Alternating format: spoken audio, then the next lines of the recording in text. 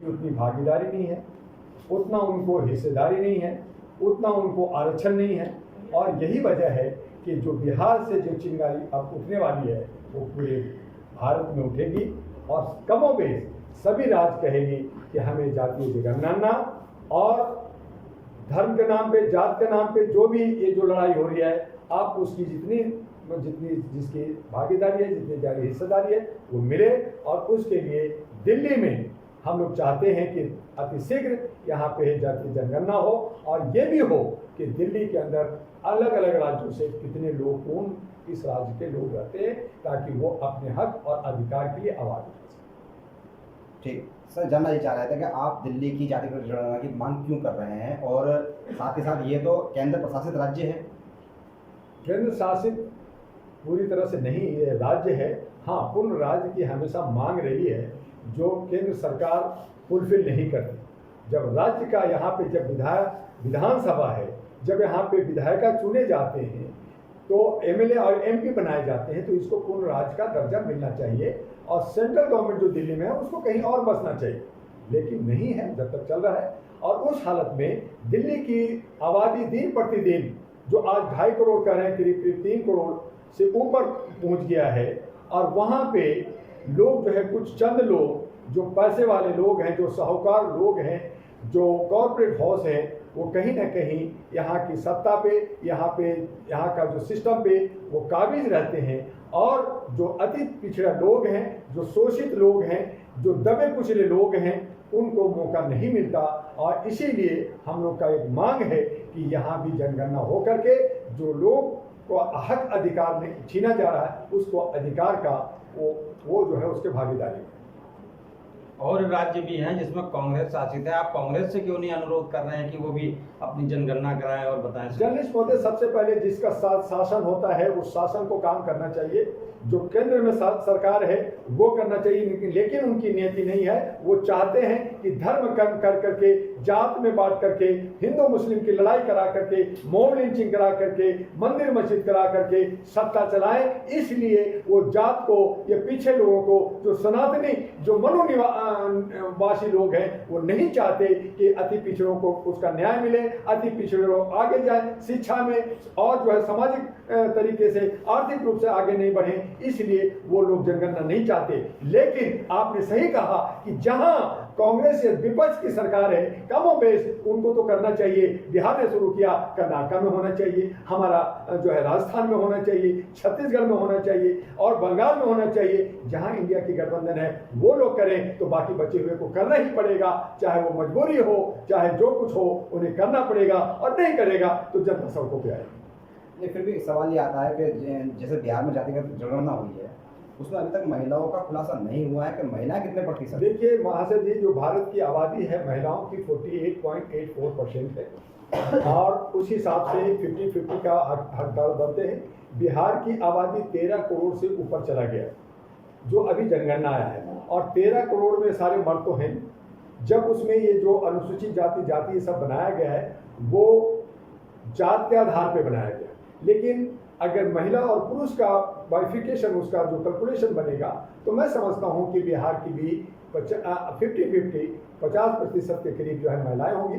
ये भी हो सकता है कि 50 से ऊपर हो जाए। जो आज मांग कर रहे हैं बिहार के अंदर कि वहां सबसे ज्यादा जनसंख्या जो है वो अति पिछड़े वर्गों का है, दूसरा स्थान जो है मुसलमानों का है, तीसरा यादवों का है। तो ये अभी से, आज से ही ये कुलबुलाहट होने लगी है कि मुसलमान का कैंडिडेट जो है चीफ मिनिस्टर होगा, यादव का डिप्टी सीएम होगा, या अगर यादव का चीफ मिनिस्टर होता है तो मुसलमान का डिप्टी सीएम होगा। तो इस तरह का वहां समीकरण बन रहा है। लेकिन आपका कहना सही है कि महिला कहां जाएंगी। अगर महिला की आबादी 50-51% आ गया तो मैं कहना चाहूंगा कि महिला को चीफ मिनिस्टर होना चाहिए। महिला को बिहार के बागडोर उनके हाथों में होनी चाहिए। इसी तरह उत्तर प्रदेश और उत्तराखंड और साथ ही साथ पंजाब, हरियाणा की बात अगर हम करें तो क्या आप वहाँ की भी मांग करेंगे कि जातिगत पूरे भारत की जब आबादी जब 50-40 अभी जो जनगणना जो 2021 में हुआ था, और उस आधार पे जब 48.84% है, अब जब जनगणना भारत की होगी और अगर 50-50 हो गया या महिलाओं की 51% हो गया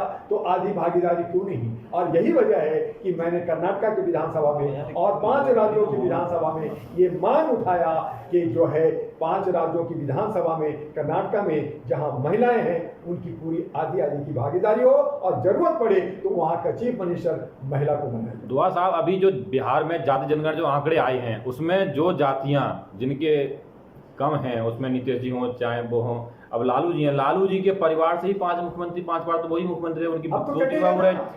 अब इस हिसाब जो अति पिछड़ी जातियां हैं उनका रिप्रेजेंटेशन कैसे आएगा, क्योंकि उनका 1-2% है, उनका तो कोई वर्चस्व ही नहीं है वहाँ पे। बिल्कुल बिल्कुल सही कहा आप। नीतीश कुमार जनगणना करा दिए लेकिन जो उनकी मुस्कुराहट, नहीं जनगणना तो करा दिए लेकिन उनका ये तो नहीं बताया किसकी कितनी भागीदारी है अभी तक बिहार में। संख्या ज्यादा बताना चाहता हूँ महोदय जी कि जो नीतीश कुमार मुस्कुरा के कहा कि देखो मैंने जो कहा था कर दिया, हमने उनकी हंसी के पीछे का दर्द भी समझा कि वो जो है जो कुर्मी समाज से आते हैं उनकी जनसंख्या का जो प्रतिशत आया है 3.83% जो आया है, 2.8 3% के पास में जो है कुर्मी है, 3% के आसपास में जो है ब्राह्मण है, तो इनकी जो है खिसियानी बिल्ली खम्बा नोचे वाली स्थिति आ गई है कि मैं अब कैसे हिस्सेदारी लूंगा। और इनके जो और यादव जी का जो बात आपने किया जो 14% यादव लोग बिहार में है, तो ये लोग देख रहे हैं कि आगे जो मैं वंशवाद चला रहा था, जो यादववाद चला रहा था, वो राज खत्म होगा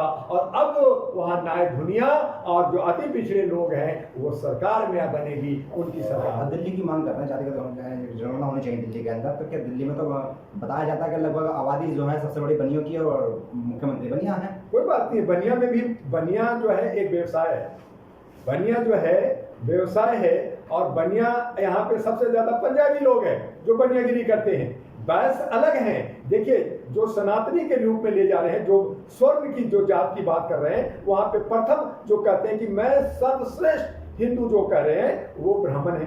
तो पूरे भारत में और दिल्ली या कमोबेश का भी राज्यों में 2-3% से ज्यादा नहीं, पहली बात। दूसरा आता है उनका क्षत्रिय, तो क्षत्रिय भी जहां भी जाए, बिहार में थोड़ा क्षत्रिय ज्यादा है लेकिन बाकी जगह में क्षत्रियों की संख्या भी 2-3% से ज्यादा नहीं, तो वो भी अपने को स्वर्ण कहते हैं। और तीसरा स्थान आता है बैस समुदाय का, जिसमें जो है मरवाड़ी हैं, अग्रवाल हैं, जैन हैं। जैन हालांकि थोड़ा सा अपने को अलग मानते हैं, तो वो जो समाज है जो व्यवसाय करते हैं। लेकिन व्यवसाय में जो व्यवसायी जो दिल्ली की बात किया, यहाँ पे सबसे ज्यादा सिख और पंजाबी फैमिली है जो बैस नहीं है। तो इसलिए जिसकी जितनी भागीदारी, जितनी जिसकी हिस्सेदारी, उनकी भागीदारी मिलनी चाहिए, तो उसमें कौन सा बुराई है। लेकिन जहां तक मर्द और औरत की बात है तो नारी की भी एक सशक्तिकरण जो है मौका मिलना चाहिए। नारी हमारे यहाँ अच्छा काम किया, शीला दीक्षित थी, उससे पहले सुषमा स्वराज थी, उससे पहले और भी लोग रही हैं। तो हमारे यहाँ दिल्ली जो है केंद्र शासित राज्य है, वो हमारा जनगणना हो करके जिसका हक है वो हक मिलना। मान लो सरकार आपकी बात नहीं मानती तो क्या करेंगे? जन आंदोलन होगा, लोग आवाज उठाएंगे। जैसे बिहार सुप्रीम कोर्ट तक गया, उन्होंने भी लड़ाई लड़ा, कोर्ट ने कहा कि जनगणना की होनी चाहिए, उन्होंने वहां के चीफ मिनिस्टर ने एक्शन लिया और वहां कराया। तो यहाँ बाकी जो राज्यों का चीफ मिनिस्टर करें और नहीं करेंगे तो विपक्ष के लोग हैं उनको कोर्ट का शरण लेकर के और जन आंदोलन करके वो जनगणना करवाने का। आप आंदोलन करेंगे या कोर्ट जाएंगे? देखिए, हम लोग इंटेलेक्चुअल्स अपने आप को समझते हैं, मानते हैं, हालांकि है नहीं, गधे लोग हैं, मूर्ख लोग हैं और मूर्खता में हम कुछ जो है शर्मों के जो है गुलामी, मानसिकता गुलामी में जी रहे हैं और हम अपने ही समाज को हक अधिकार नहीं दिला पा रहे। तो इसलिए हम कोशिश करते हैं कि अमन शांति के साथ हमारे जुडिशियल न्याय जो है न्यायपालिका मिले। लेकिन जब हम देखते हैं न्यायपालिका की तरफ वहां भी स्वर्णों की वर्चस्व है तो हम ठगे के ठगे रह जाते हैं और हमारे पास मात्र एक विकल्प अब बन जाता है, वो है जन क्रांति का और सड़कों पर आकर के हो हंगामा।